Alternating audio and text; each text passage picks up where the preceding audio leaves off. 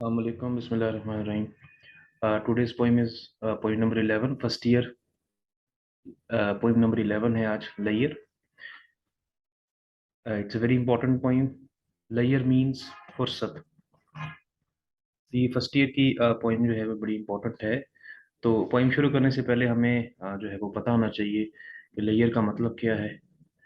तो बेसिकली ये जो पोइम है ये फुर्सत के हवाले से है कि इंसान को जो है वो नेचर के लिए जो है वो फुर्सत होनी चाहिए. This poem is written by William Henry Davies. तो पोइम का खुलासा शुरू करने से पहले मैं इसकी थोड़ी सी जो टाइटल है इसका इस पर थोड़ा सा एक्सप्लेन करना चाहूँगा कि लेयर means the time when a person is free to relax and do what he wishes. यानी जो इससे मुराद एक ऐसा वक्त होता है. लेयर मीन्स फुर्सत के फुर्सत से मुराद एक ऐसा वक्त कि जब इंसान आराम करने के लिए आज़ाद हो और जो कुछ वो चाहता है वो करे. So, in fact, the poet wants to spare a few moments to enjoy the beauty and charms of nature and life. शायर हमसे चाहता है, शायर ये चाह क्या रहा है इस नज़म के ज़रिए, वो हमसे ये डिमांड करता है कि हम फितरत और ज़िंदगी की खूबसूरत और दिलकशियों से लुत्फ़ अंदोज़ होने के लिए चंद लम्हे निकालें. बदकिस्मती से we remain busy in our daily routines. According to the poet, शायर के मुताबिक कि बदकिस्मती से कहता है हम लोग जो है वो अपनी ज़िंदगी के डेली के जो मामलात हैं, डेली के जो मामूल की ज़िंदगी उसमें मसरूफ़ रहते हैं. And do not enjoy the beauty of around us. और अपने इर्द गिर्द के जो कुदरत के नज़ारे हैं, खूबसूरत नज़ारे हैं, उनको हम लोग एंजॉय नहीं कर पाते. तो एक पोइम का थोड़ा सा अगर मैं खुलासा बयान करूँ तो इस नज़म में जो है वो शायर जदीद दौर के इंसान की मशीनी ज़िंदगी पर तनकीद करता है. ठीक है, पहली बात ये ज़हन में रखनी है कि इस पोइम के ज़रिए शायर जो है वो तनकीद कर रहा है इंसान के ऊपर, जो जदीद दौर के इंसान है. ठीक है, हम इंसानों के ऊपर वो तनकीद करता है. हमारी बेसिकली वो जो मशीनी लाइफ है उसके ऊपर वो तनकीद करता है. शायर कहता है कि अगर हमारी ज़िंदगी जो है वो परेशानी से भरी हुई है तो फिर ये ज़िंदगी नहीं है.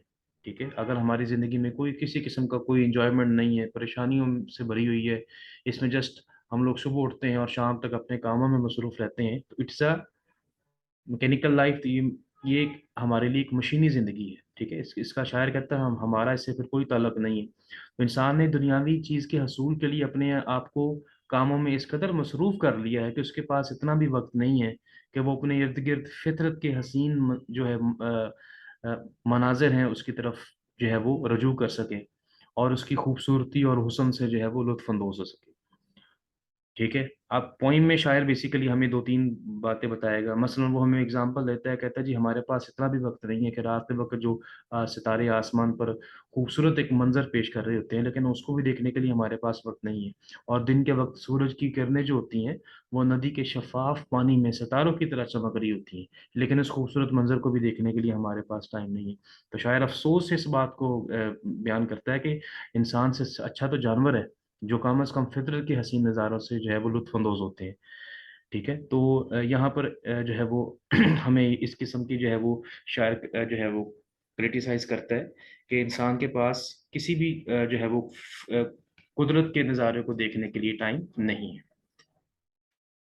तो अगर यहाँ पर हम लोग इसकी सेंट्रल थीम अगर डिस्कस करें तो बेसिकली ये सेंट्रल थीम इसका वही है कि the theme of the poem is that man has no time to enjoy the natural scenes. कि इंसान के पास कुदरती मनाज़र से लुत्फ़-अंदोज़ होने का वक़्त नहीं है, ठीक है? Man has no time to enjoy the human beauty और आर्ट. इंसान के पास वक़्त ही नहीं है कि वो कुदरत के जो नज़ारे हैं उनको एन्जॉय करे, because he is always busy in worldly pursuits. के यानी कि इंसान जो है वो हमेशा अपनी ज़िंदगी में मसरूफ़ रहता है, कुदरत के मनाज़र को एन्जॉय करने के लिए उसके पास वक़्त नहीं है. टेक्स्ट का मैं थोड़ा-सा आगाज़ करता हूँ, ठीक है? इसको ज़रा देखिएगा. What is this life if full of cares?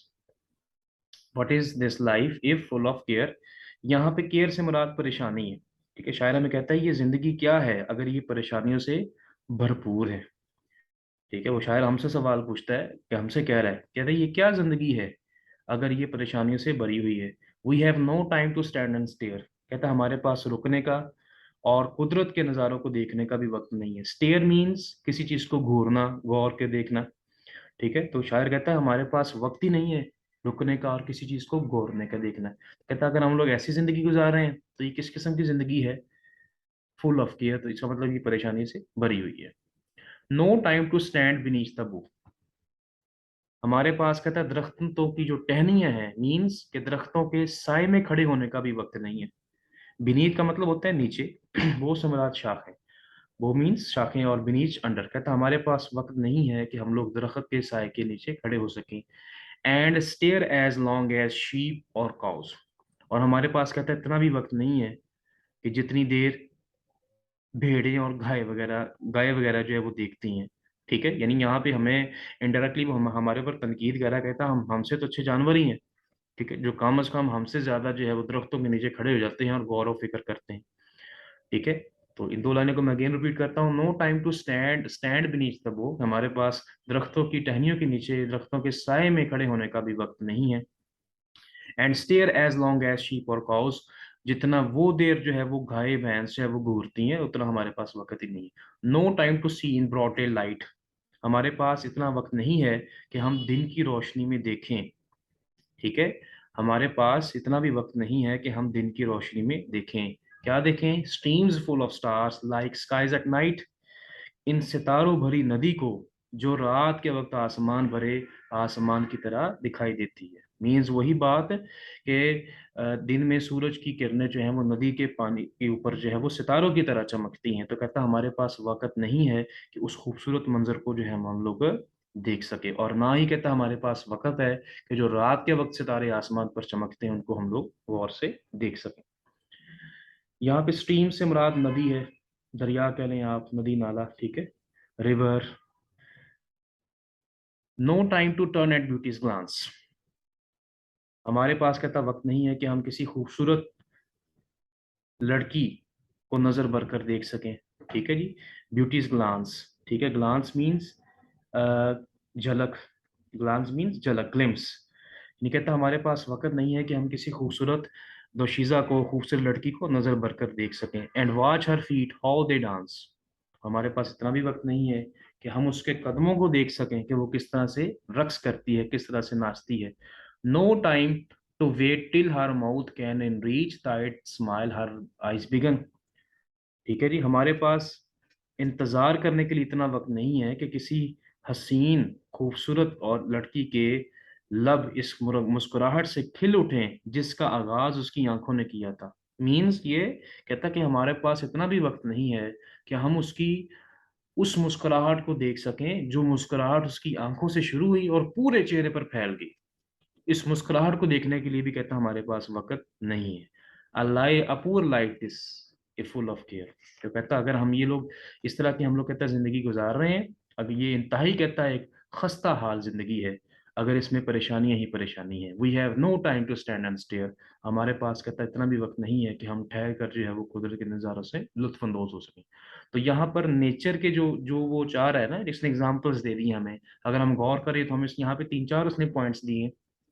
ठीक है, कि कौन कौन से कुदरत के मनाजर हो सकते हैं। यहाँ पर उसने हमें बताया कि दरख्तों को देखने के लिए, यानी सरसब्ज चीज़ों को देखने के लिए हमारे पास टाइम नहीं है। फिर उसने हमें बताया कि दिन के वक्त जो सूरज की शुआएं जो हैं वो सूरज की किरणें जो हैं वो पानी के ऊपर पड़ती हैं, उनको भी देखने के लिए हमारे पास वक्त नहीं है। इन द सेम वे रात के वक्त जो सितारे आसमान पर चमकते हैं उनको भी देखने के लिए हमारे पास वक्त नहीं है। फिर वो एक खूबसूरत दोशीज़ा लड़की की बात करता है कि उसकी मुस्कुराहट को देखने के लिए हमारे पास टाइम नहीं। तो इस तरह के एग्जांपल्स दे के वो हमें समझाना चाह रहा है कि ये कुदरत के मनाजर हो सकते हैं और इंसान को चाहिए कि इन मनाजर से लुत्फानंदोज हो।